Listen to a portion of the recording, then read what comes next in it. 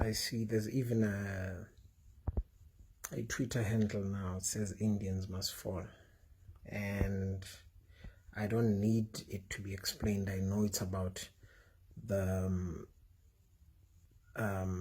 some of the videos that we've been seeing where the Indian community in KZN have stood up against thugs that were invading their homes, that had looted their businesses, that were running amok in their streets. This is really funny and sad at the same time. I wouldn't believe it if I hadn't seen the stupidity. I mean, this beast that we're facing has just been changing faces. Because last week, literally last week, some of us were suddenly not black enough to a certain clique. We were not Zulu enough for a certain clique.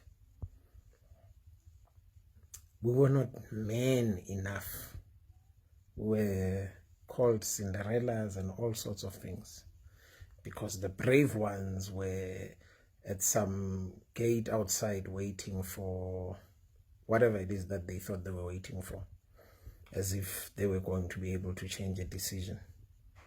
Now they brought the country down, messed up their own neighborhoods. When they go into other neighborhoods and they find resistance there, they come back and wolf ticket, cry foul and say they're being attacked. Where?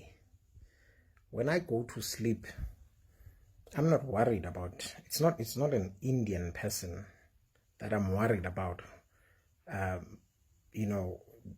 that is going to go over my high wall and electric fence. They're not Indian. They're the same skin as me. They more often than not even have the first name as me. So suddenly when people are protecting their properties, which is being vandalized by a group of thugs,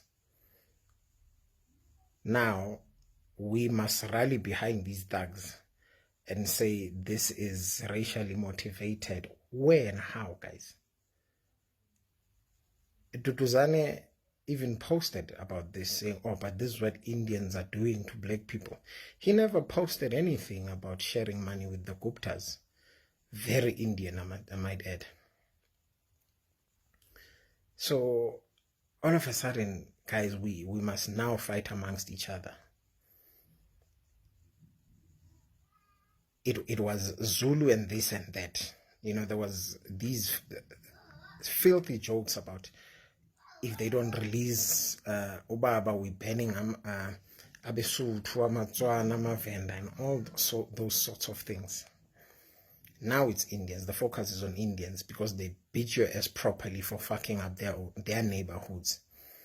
You left your neighborhoods, you went to their neighborhoods, and you got a proper beating. And now we must rally behind you, behind the hashtag, behind a fake Twitter handle, and say, no, but Indians are attacking us. I don't see. I'm about to drive out now. I'm not worried about an Indian throwing rocks at me. I'm not worried about an Indian hijacking me. I'm not worried about Indians barricading the roads right now. I'm worried about my own people doing all of that and more. And you guys are talking this nonsense about Indians must fall. Who's next? Coloreds.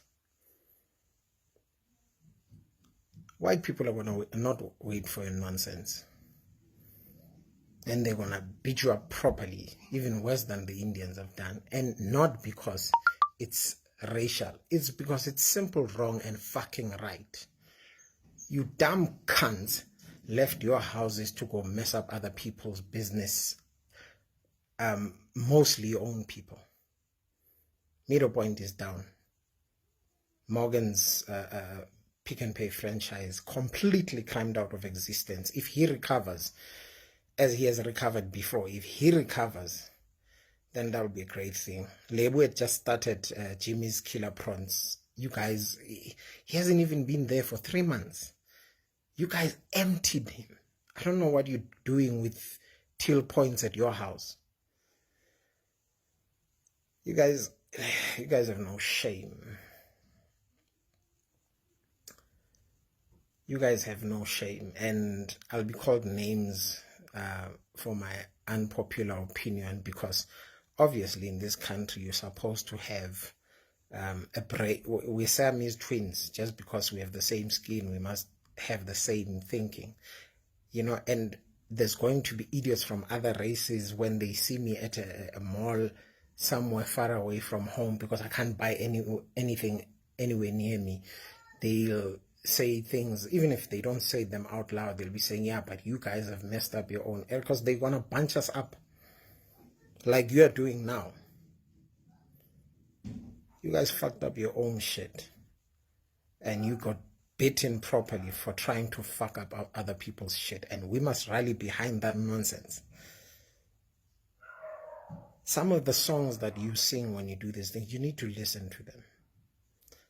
There's a song that says Impia Bulala, meaning war kills. So don't hurry for war. Those of us who've seen this before, like I said, we've seen it in the 80s and the 90s. Our grandmothers saw it in the 60s. Our uncles fought it in the 70s. And we know that it is all bloodshed, and the first casualty is the truth. And you guys are now masking your thugging with racism and sensationalism. I'm sorry, I'm not biting. I'm not one of those stupid fish in your river of moron. I hardly slept last night. I was on the ground. I watched Middle Point fall. There was not a single Indian in sight. There was no single white person in sight. It was us. Every single one of us. You worried about, oh, but a 15-year-old got shot. Where were their parents? Where were their parents? If a 15-year-old Indian had come into your house and you shot them out, it would be a different story. But they didn't. Fact of the matter is they did not. You went to where they are. You provoked them. So, we always make this funny example, these white jokes that we tell that, but white people, why did they provoke a lion, or why did they provoke an anaconda in its own space? Why the fuck are you doing it? Why can't you take your own fucking advice?